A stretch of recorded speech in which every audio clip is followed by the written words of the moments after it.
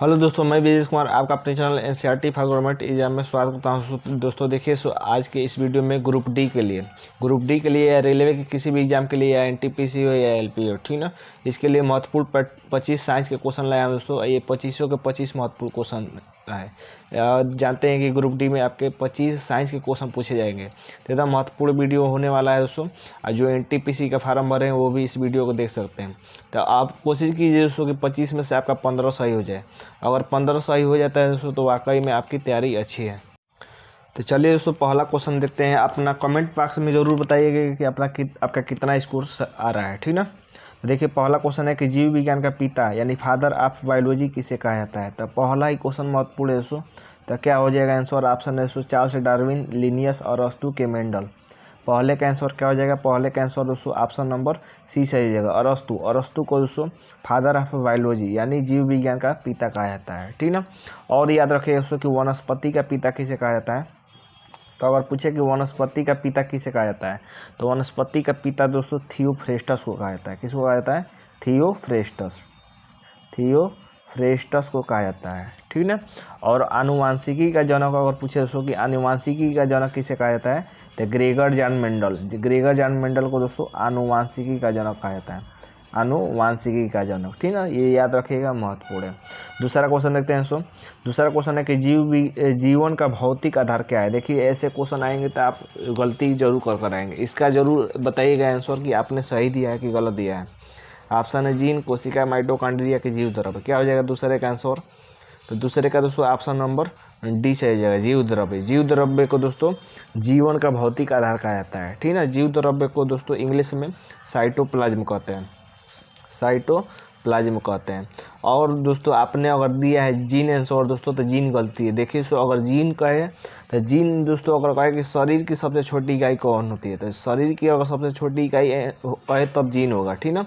यहाँ पर कह रहा है कि जीवन की भौतिक आधार क्या होता है। जीवन का भौतिक आधार दोस्तों जीव द्रव्य होता है। उम्मीद करते हैं कि आपने इसका आंसर सही दिया होगा, ठीक ना। ऐसा क्वेश्चन आएगा तो एकदम आप छोड़ कर आएंगे या गलती मार कर आएंगे। तो जीव द्रव्य इसका आंसर सही होगा। तीसरा देखते हैं कि सर्वप्रथम कोशिका का पता किसने लगाया था। तो देखिए, सर्वप्रथम कोशिका का पता की बात कर लेते हैं। तो ऑप्शन है स्लाइडेन, रॉबर्ट हुक, स्वान की डार्विन। क्या हो जाएगा आंसर?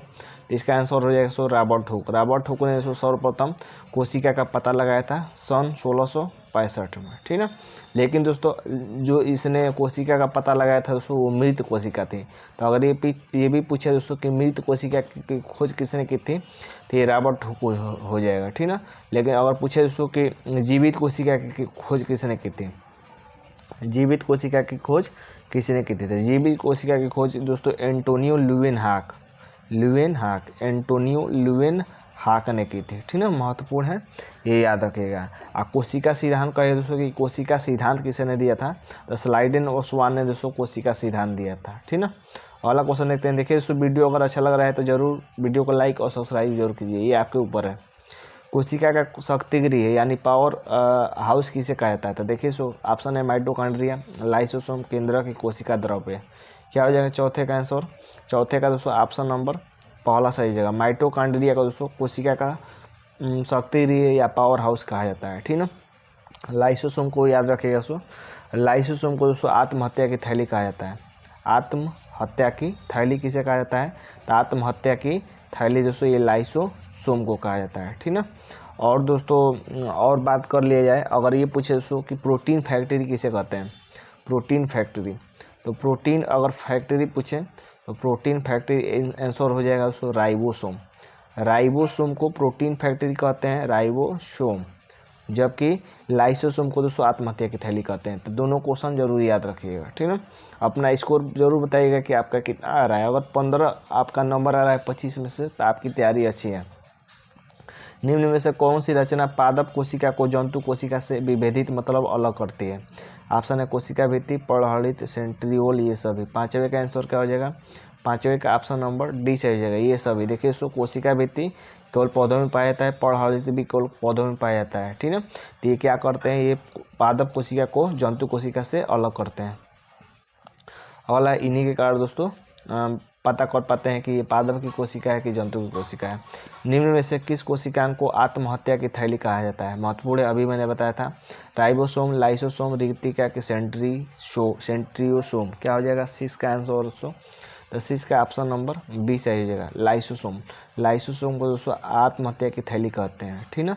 जबकि राइबोसोम को दोस्तों प्रोटीन की फैक्ट्री कहते हैं, प्रोटीन की फैक्ट्री, ठीक ना। अगला क्वेश्चन देखते हैं। कोशिका में प्रोटीन संश्लेषण का कार्य कौन करता है? राइबोसोम, लाइसोसोम, सेंट्रियोसोम की केंद्रक। क्या हो जाएगा? सातवें का आंसर, सातवें का ऑप्शन नंबर पहला सही हो जाएगा, ठीक है। क्या नाम दिया है यहाँ पर? कह रहा है कि प्रोटीन संश्लेषण, यानी प्रोटीन कभी भी नाम आए तो याद रखिएगा राइबोसोम, ठीक ना। अगला देखते हैं क्वेश्चन। डीएनए की द्विगुणित कुंडलित यानी डबल हेलिक्स मॉडल का पता किसने लगाया था? महत्वपूर्ण क्वेश्चन है। वाटसन एवं क्रिक, स्लाइडेन ओसवान, रॉबर्ट हुक की ग्रेगर जॉन मेंडल। क्या हो जाएगा आंसर दोस्तों? द्विगुणित कुंडलक यानी डबल हेलिक्स मॉडल का पता किसने लगाया था? तो 8वें का दूसरा ऑप्शन नंबर पहला सही होगा, वाटसन और क्रिक ने पता लगाया था। स्लाइडेन ओसवान ने दोस्तों कोशिका सिद्धांत दिया था। क्या दिया था? कोशिका सिद्धांत, कोशिका सिद्धांत दिया था। तो महत्वपूर्ण है, रॉबर्ट हुक ने दोस्तों मृत कोशिका की खोज की थी, सबसे पहले मृत कोशिका की खोज की थी, ठीक है, मृत कोशिका। और ग्रेगर जॉन मेंडल ने वो दोस्तों आनुवंशिकी का जनक कहा जाता है। अगला क्वेश्चन देखते हैं। अगला है डीएनए कोशिका में पाया जाता है, मतलब कह रहा है कि डीएनए कोशिका में क्या पाया जाता है? राइबोसोम पाया जाता है, केंद्रक में पाया जाता है, कोशिका द्रव्य में पाया जाता है कि लाइसोसोम में पाया जाता है? तो डीएनए कोशिका में पाया जाता है। किस में पाया जाता है? क्या हो जाएगा 9 का आंसर? 9 का ऑप्शन नंबर बी से आ जाएगा, केंद्रक। केंद्रक में दोस्तों डीएनए कोशिका पाया जाता है। अगला देखते हैं। डीएनए का प्रमुख कार्य क्या है? महत्वपूर्ण है। डीएनए का फुल फॉर्म क्या होता है दोस्तों? डीऑक्सीराइबोज न्यूक्लिक एसिड होता है, डीऑक्सीराइबोज न्यूक्लिक एसिड होता है, ठीक है। तो डीएनए का प्रमुख कार्य क्या है? प्रोटीन संश्लेषण करना, कोशिकीय श्वसन करना, कोशिकीय परिवहन करना या आनुवंशिक क्रियाओं का संचालन करना। क्या हो जाएगा 10वें का आंसर? 10वें का ऑप्शन नंबर डी से आ जाएगा, आनुवंशिक क्रियाओं का संचालन करना, ठीक ना। अगला देते हैं। एक पीढ़ी से दूसरी पीढ़ी में आनुवंशिकी गुणों के उत्तरदायी कौन होते हैं? क्रोमोसोम होते हैं, जीन होते हैं, केंद्रक होते हैं कि उपयुक्त में से कोई नहीं? क्या हो जाएगा 11 का आंसर? 11 का ऑप्शन नंबर दूसरा सही हो जाएगा, जीन होते हैं। तो एक पीढ़ी से दूसरी पीढ़ी में आनुवंशिकी गुणों का उत्तरदायी कौन होता है? ये होता है जीन। अगला देते हैं 12 नंबर, ठीक। जीन की खोज किसने की थी? ये भी याद रखिएगा। देखिए जिसको जीन की खोज की थी उसको जोहानसन ने, किसने की थी?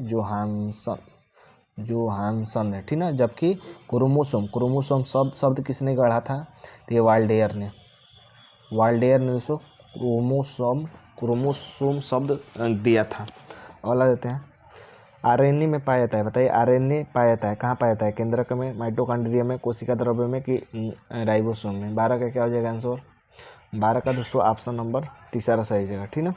कोशिका द्रव्य में दोस्तों आरएनए पाया जाता है। अगला देते हैं। अगला क्वेश्चन है। सूत्री विभाजन के बारे में निम्न में से कौन सा कथन सत्य है? सूत्री विभाजन महत्वपूर्ण क्वेश्चन है, इंग्लिश में मिटोसिस कहते हैं। यह विभाजन सिर्फ कायिक कोशिका में होता है। माइटोकॉन्ड्रिया शब्द का सर्वप्रथम प्रयोग फ्लेमिंग ने किया था। इसमें मृत कोशिका विभाजित होकर 2 समान नई संतति कोशिकाओं का निर्माण होता है कि उपयुक्त सभी? क्या हो जाएगा 13 का आंसर? 13 का ऑप्शन नंबर डी से हो जाएगा, उपयुक्त सभी, ठीक ना। तो ये मिटोसिस के बारे में सभी कथन सही है, इसको पढ़ लीजिएगा, अच्छे से याद कर लीजिएगा। 14 नंबर देखते हैं कि अर्धसूत्री विभाजन यानी मिसोसिस के बारे में कौन सा कथन सही है? तो वीडियो को रोक और ऑप्शन पढ़ लीजिए क्योंकि वीडियो लंबा हो जाएगा, ठीक ना, आपके लिए महत्वपूर्ण है। तो क्या हो जाएगा 14 का आंसर? 14 का भी ऑप्शन नंबर सभी सही हो जाएगा, ये सभी महत्वपूर्ण है, सभी सही है अर्धसूत्री विभाजन के लिए। 15 नंबर देखते हैं। आनुवंशिकी का पिता किसे कहता है? मैंने बताया है, अभी बताइए। लैमार्क को कि डार्विन को कि मेंडल को कि अरस्तु को? 15 का क्या हो जाएगा आंसर? 15 का ऑप्शन नंबर सी से हो जाएगा, मेंडल को दोस्तों आनुवंशिकी का पिता कहा जाता है।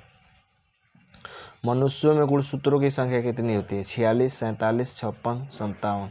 क्या हो जाएगा 16 का आंसर? 16 का ऑप्शन नंबर पहला सही हो जाएगा, 46 होती है। 23 जोड़ी दोस्तों गुणसूत्र पाए जाते हैं मनुष्य में।